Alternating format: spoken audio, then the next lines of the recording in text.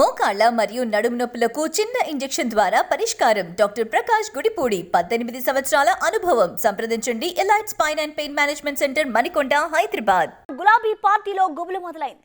Party నేతలతో పాటు మున్సిపాలిటీలు కూడా చేజారుతుండటంతో అధిష్టానం పెద్దలు కలవరపడుతున్నారు.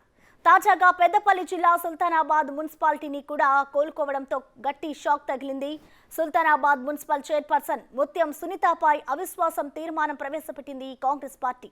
ఈ అవిశ్వాసం తీర్మానంలో చైర్పర్సన్ కు వ్యతిరేకంగా 13 మంది ఓట్లేయడంతో ముత్యం సునీత పదవి కోల్పోయింది. దీంతో కొత్త మున్సిపల్ చైర్మన్ ను ఎన్నుకునేందుకు ఏర్పాట్లు చేస్తున్నారు అధికారులు.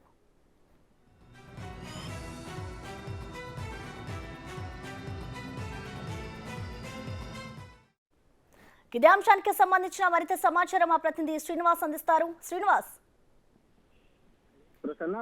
ఇటు ఉమ్మడి కర్నూలు జిల్లా వ్యాప్తంగా అయితే ఇటు మున్సిపాలిటీ లోపల అవిశ్వాస తీర్మానాలు కొనసాగుతున్నాయని చెప్పుకోవచ్చు. ఈ రోజు పెద్దపల్లి జిల్లా సుల్తానాబాద్ మున్సిపాలిటీ చైర్పర్సన్ సునీత పైన ఇటు అవిశ్వాసము నెగినటువంటి పరిస్థితి కనబడుతుంది. అయితే గత చాలా రోజుల నుంచి కూడా ఇటు సునీత చైర్పర్సన్ అయిన తర్వాత ఈమె భర్త అన్ని రాజకీయ విషయాలలో జోక్యం చేసుకుంటున్నారని చెప్పి మున్సిపాలిటీ మొత్తం కూడా తన కబంధ హస్తాల్లో తీసుకొని పరిపాలన కొనసాగిస్తున్నారని కూడా చాలా సార్లు కూడా అప్పుడు ఉన్నటువంటి ఎమ్మెల్యే దాసరి మనోహర్ రెడ్డికి ఫిర్యాదు చేయడం కూడా జరిగింది.